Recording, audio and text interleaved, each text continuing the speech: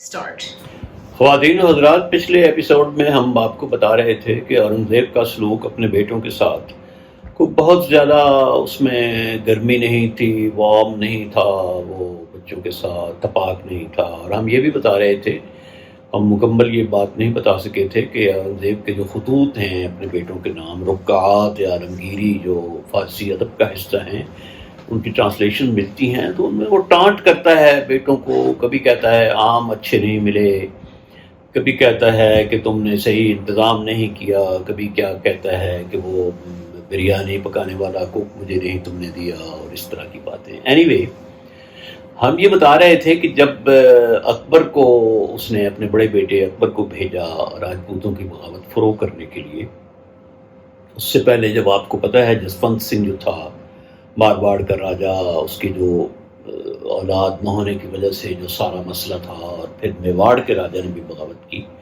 تو اکبر کو اس نے بھیجا بغاوتوں کو فروغ کرنے کے لیے. لیکن ان راجپوتوں نے آہستہ آہستہ اکبر کو یہ باور کرانا شروع کیا کہ تم بغاوت کرو تو ہم تمہارے ساتھ ہیں.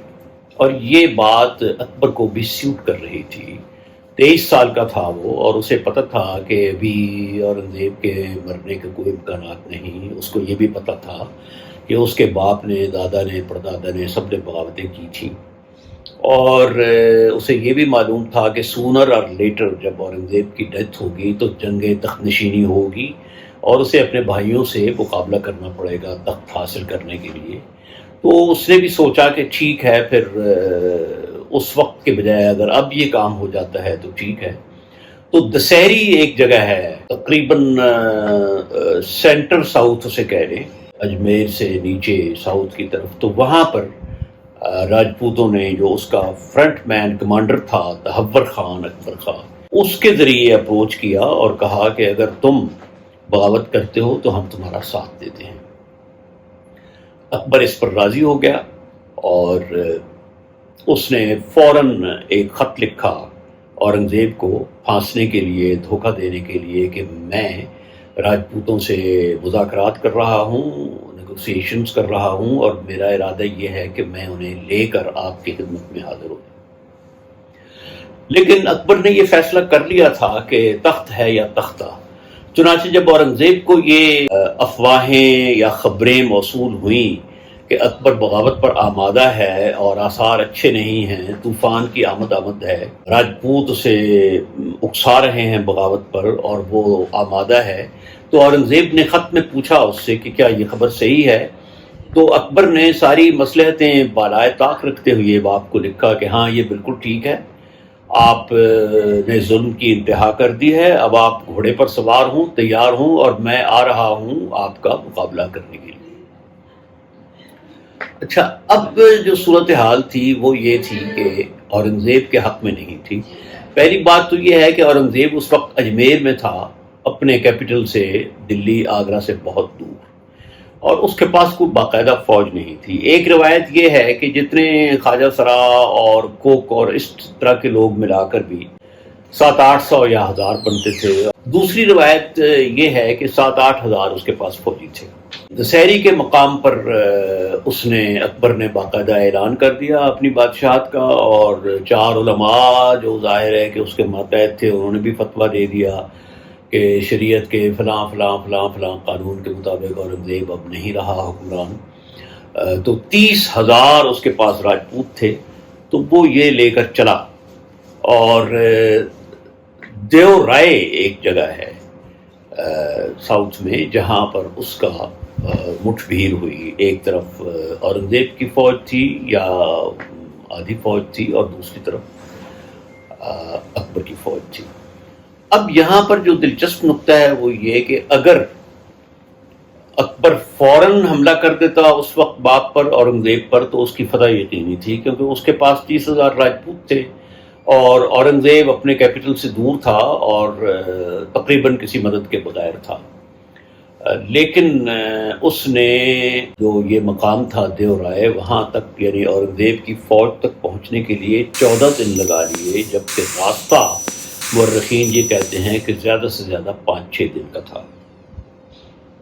ایک وجہ یہ بتائی جاتی ہے کہ اورنگزیب نے خفیہ طور پر نجومیوں کو بھیج دیا تھا اور وہ اسے بہلاتے پھسلاتے رہے کہ اب یہ اچھی گھڑی ہے، اب یہ ستاروں کی چال اس میں ہے، اور اب یہ ستارے یہ بتاتے ہیں کہ تم کوچ کرو یا نہ کرو۔ پھر انہی دنوں میں ایک دمدار ستارہ بھی ظاہر ہو گیا، اور آپ کو پتہ ہے کہ ان لوگوں کے کلچر میں مسلمان ہونے کے باوجود یہ چیزیں بہت اہمیت رکھتی تھیں۔ تو بہرحال اس نے 14 دن لگا دیے، اور خود اورنگزیب نے بھی یہ کہا تھا کہ وہ اگر جلدی حملہ کرتا تو وہ مجھے شکست دے سکتا تھا، لیکن پتہ نہیں کیا ہوا۔ بہرحال 14 دن کے بعد جب وہ آیا، حالات اتنے بدل چکے تھے کہ اورنگزیب کی مدد کے لیے اورنگزیب کا دوسرا بیٹا یعنی اکبر کا بھائی معظم آ چکا تھا اپنی فوج لے کر، دوسرے اس کے کمانڈر آ چکے تھے۔ اورنگزیب نے خط لکھ کر سب کو بلا لیا تھا۔ دوسری طرف جو اکبر کے ساتھ لوگ تھے وہ آہستہ آہستہ وہ چٹ رہے تھے، وہ اس کو چھوڑ رہے تھے، کیونکہ جب یہ 14 دن لیت و لال کرتا ہوا آرام آرام سے عیش و عشرت کے ساتھ بڑھا اورنگزیب کی فوج کی طرف، تو وہ یہ جان گئے تھے کہ ان تلوں میں تیل نہیں ہے، اور یہ اورنگزیب جیسے خراں تجربہ کار بادشاہ کا مقابلہ نہیں کر سکتا۔ اب یہاں اورنگزیب نے ایک اور چال چلی جس کا وہ ماہر تھا۔ اس نے 2 جعلی خط لکھے۔ ایک خط اس نے اکبر کے نام لکھا، اور اکبر کے خط میں یہ لکھا اس نے کہ بیٹے تم بہت بہادر ہو، اور تم نے جس طرح میں نے اور تم نے پلان کیا تھا، تم نے راجپوتوں کو پھنسایا ہے اور تم راجپوتوں کو یہاں لے آئے ہو، اور اب ہمیں بہت آسان ہے راجپوتوں کو ختم کرنا۔ دوسرا لیٹر اس نے لکھا تہور خان کو، جو اکبر کا کمانڈر تھا، دست راست تھا، اور جو ایک پل کا کام کر رہا تھا اکبر کے اور راجپوتوں کے درمیان یہ بغاوت کی ساری سازش تیار کرنے میں۔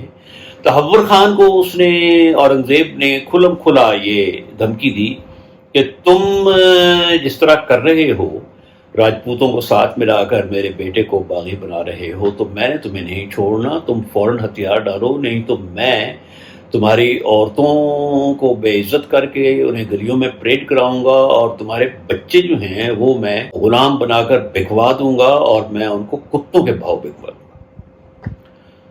اچھا، اب یہ دونوں لیٹر جو تھے وہ اپنے اپنے نشانوں پر بالکل صحیح گرے۔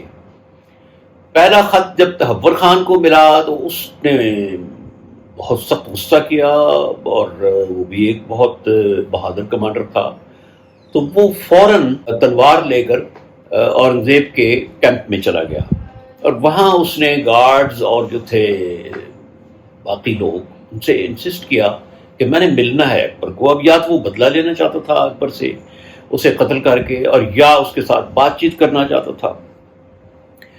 جو گارڈ سے انہوں نے انسسٹ کیا کہ تم بادشاہ کے پاس جا سکتے ہو لیکن تلوار رکھ دو۔ ظاہر ہے کہ وہ ایک مسلح آدمی کو اپنے بادشاہ کے پاس کیسے بھیج سکتے تھے۔